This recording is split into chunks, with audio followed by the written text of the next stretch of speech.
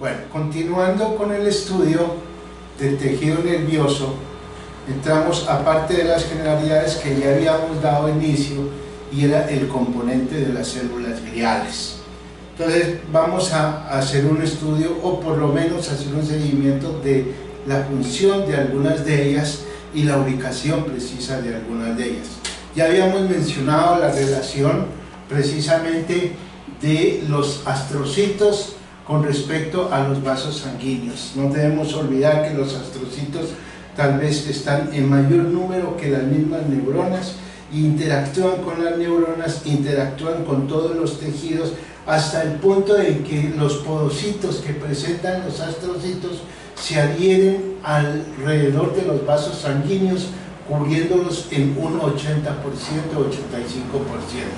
Algo que no había mencionado de los podocitos, de los astrocitos, son la formación de unas láminas con respecto a las membranas que cubren el encéfalo. Precisamente se adhieren hacia lo que es la pía madre en su parte interna, y también se adhieren lógicamente a lo que es la cubierta que presentan las cavidades del encéfalo como tal. O sea que es otra de las funciones, digamos así, de los astrocitos. Sigamos. Aquí encontramos precisamente la interacción de los astrocitos y un número, digamos, bastante grande de estos mismos. Sigamos. Ya otro de los componentes importantes y que ya habíamos hecho mención corresponde a lo que es los oligodendrocitos. Los oligodendrocitos, que se ubican algunas veces en la parte periférica, otras veces en la parte central de fascículos nerviosos, dando un nombre especial precisamente por eso, o sea, en los oligodendrocitos satélites, los más periféricos, o los oligodendrocitos interfasciculares, los más profundos. Lo que sí es cierto es que el oligodendrocito con su membrana es el responsable de formar precisamente la capa de mielina como tal. Y la capa de mielina, al ser formada por membrana celular, prácticamente está conformada por una gran cantidad de fosfolípidos, y estos fosfolípidos tienen la característica específica de presentar inclusive la coloración que le da a las fibras nerviosas, la coloración blanca de las fibras nerviosas. Los componentes celulares que no tienen cubierta de mielina, como esta que vemos aquí, adquieren una tonalidad gris. De ahí que entonces los somas neuronales son prácticamente desnudos de mielina, adquieren una tonalidad gris y se ubican en una región general del sistema nervioso central, que es lo que denominamos como la sustancia gris. Mientras que la sustancia blanca se caracteriza principalmente por estar formado por fibras cubiertas de mielina.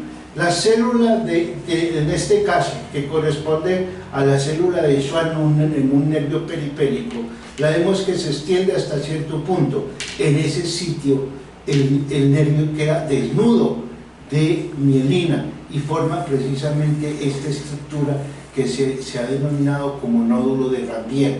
Y ese nódulo de Ranvier, que lo vemos aquí desnudo de mielina, es el sitio en donde se va a generar mayor intercambio, digamos, iónico, y va a generarse también el salto de un impulso nervioso desde un extremo al otro, precisamente llevando un impulso nervioso de tipo saltatorios.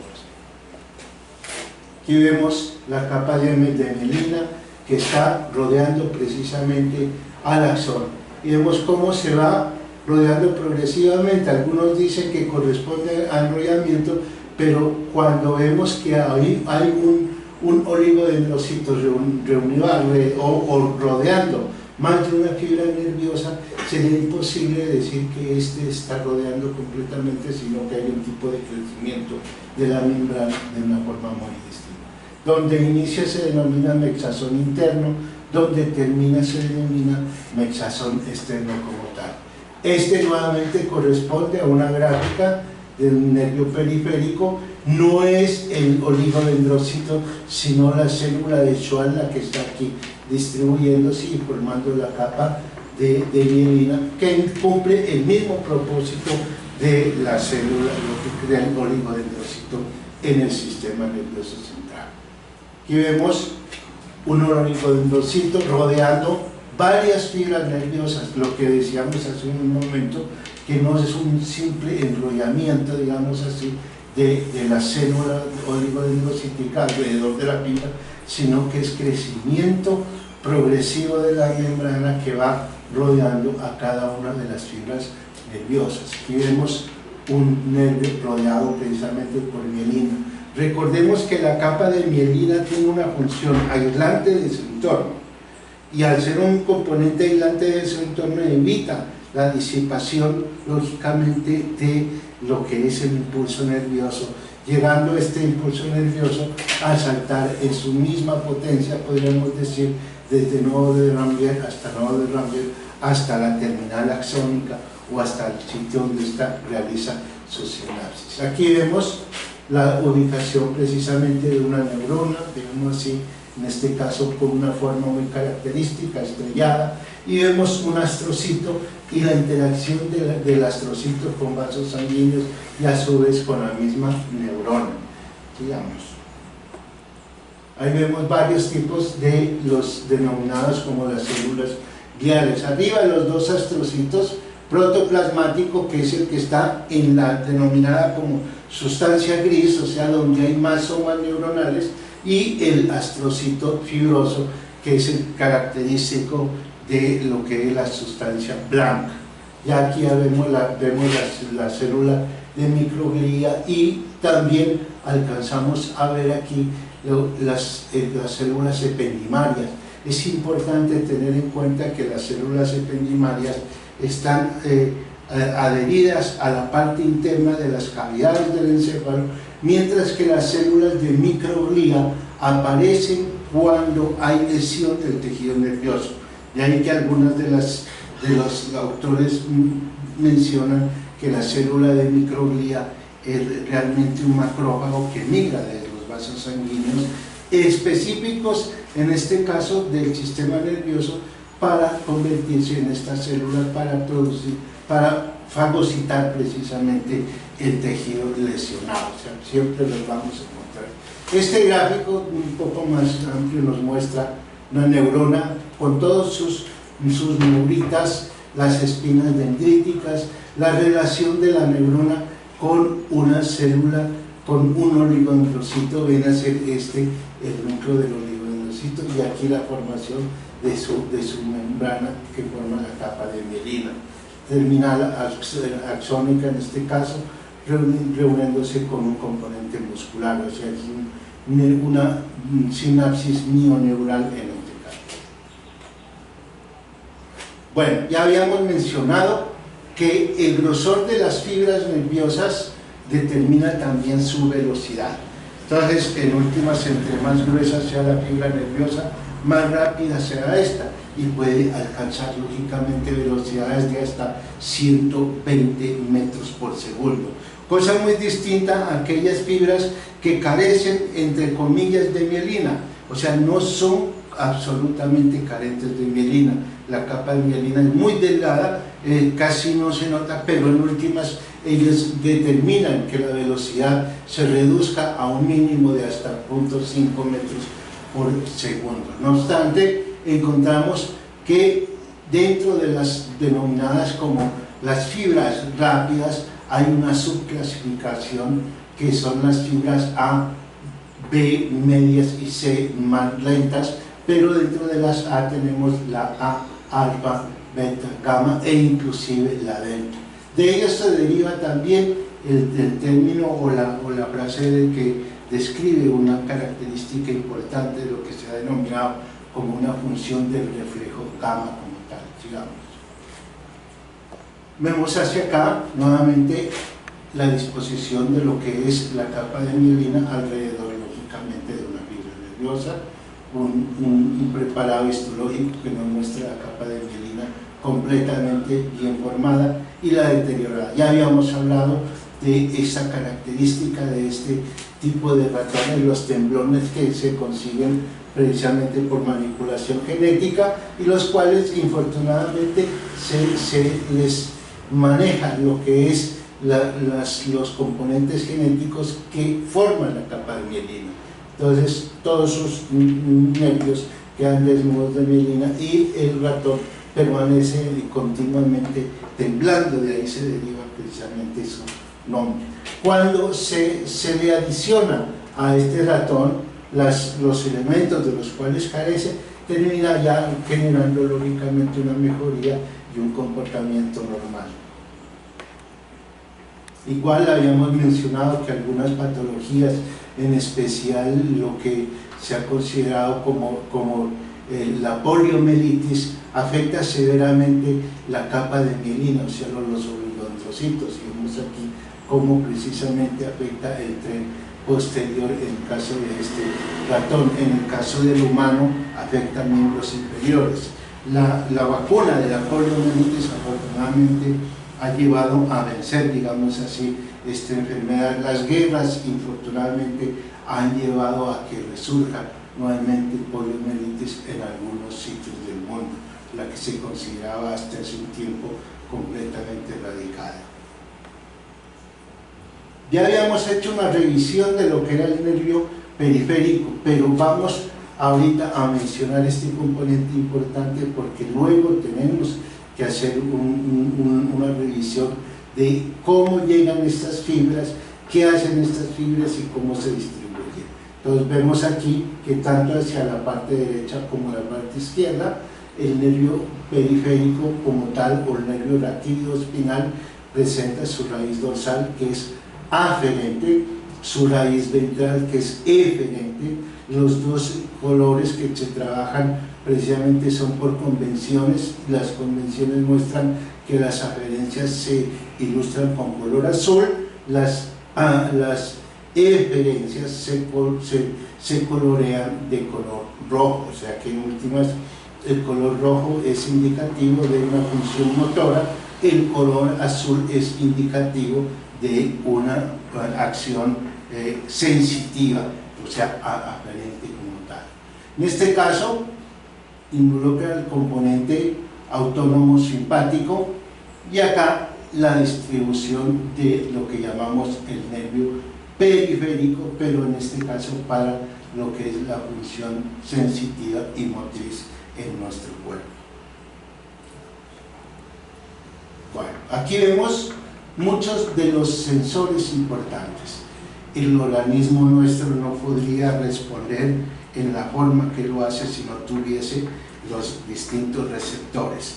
Y hay receptores a nivel de la piel muy finos, muy exquisitos, podríamos decir. Hay plexos nerviosos en lo que se ha denominado como la mucosa y la submucosa, y vemos cómo algunos alcanzan prácticamente las papilas, prácticamente dérmicas, y se exponen casi como si fuesen estructuras nerviosas libres.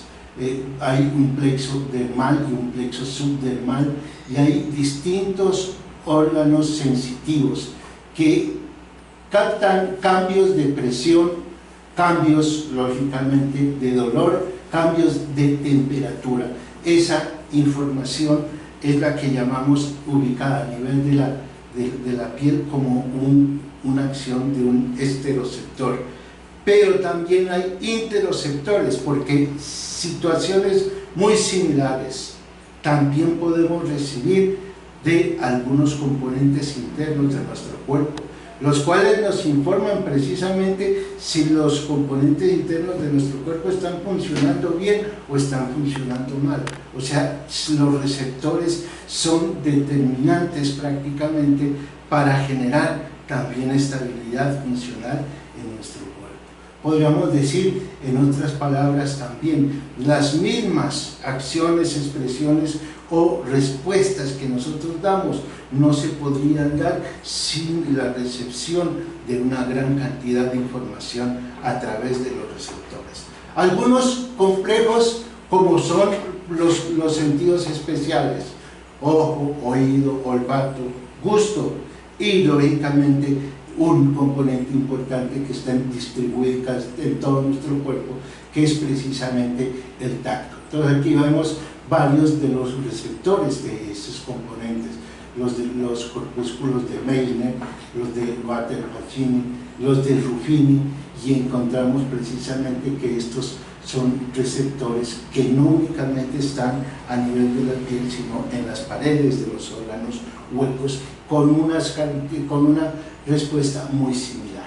El receptor importante es el peritraquial, está en la raíz de las vellosidades. Ahí encontramos de los plexos dermales como fibras que rodean la raíz de la vellosidad, y la mínima deformación de esta vellosidad nos informa un cambio en nuestro entorno, y ese cambio en nuestro entorno nos lleva a responder. Por eso nosotros podemos detectar cómo una pequeña hormiga que prácticamente pesa escasos miligramos termina generando una presión sobre una vellosidad, e inmediatamente localizamos no solo el sitio, sino determinamos hasta la misma peligrosidad del elemento contra nuestra integridad, y lanzamos algunas veces, aún sin mirar, la mano para quitarnos ese elemento agresivo. Entonces vemos que aquí juega un papel importante precisamente los sensores que están alrededor de las velocidades. Aquí vemos, son los mismos receptores que habíamos mencionado, componentes que en últimas corresponden a la conexión del sistema nervioso central a través del periférico con el entorno, y que en últimas nos permite a nosotros detectar cambios, y esa forma de detectar cambios del entorno nos permite a su vez también adaptarnos a esos cambios. Recordemos que los cambios de temperatura en el entorno van a modificar también la temperatura corporal, y en últimas, si no se pudiese realizar esos cambios, prácticamente esos cambios de la temperatura corporal por el entorno serían prácticamente notables. Así como vemos los distintos receptores de Vater-Pacini, los de Meissner, los de Ruffini o los de Merkel, que también se encuentran en esta región, encontramos unos receptores muy finos en los músculos. Es el uso neuromuscular y el uso neurotendinoso. El uso neuromuscular detecta pequeños alargamientos de la fibra muscular y lleva esa información al sistema nervioso central, y como respuesta el sistema nervioso central lleva fibras hasta las fibras musculares extrafusales y genera lógicamente la contracción total del músculo, una acción de tipo reflejo. Pero este músculo no se contrae todo el tiempo en su totalidad, porque a nivel de los tendones también hay receptores, y si este músculo sigue contrayéndose sin ningún control, los tendones se pueden romper o fracturarse el hueso. De ahí que desde allá el estiramiento de los usos neurotendinosos, que tiene una característica muy distinta al uso neuromuscular, termina llevando una información muy parecida por tensión en el tendón, y genera relajación del músculo extrafusal. Esa relajación se da haciendo ¿qué? Impidiendo el paso del impulso a nivel de la médula. ¿Quién lo va a hacer? Las neuronas pequeñas que ya habíamos hablado, esas neuronas internunciales o interneuronas que se ubican en un sitio para impedir que el impulso nervioso continúe. Sigamos. Vemos ya aquí la médula y los nervios raquídeos o espinales. De este componente ya habíamos mencionado anteriormente algunas de las características. Vamos a seguir con otros. Sigamos con este ya lo vimos.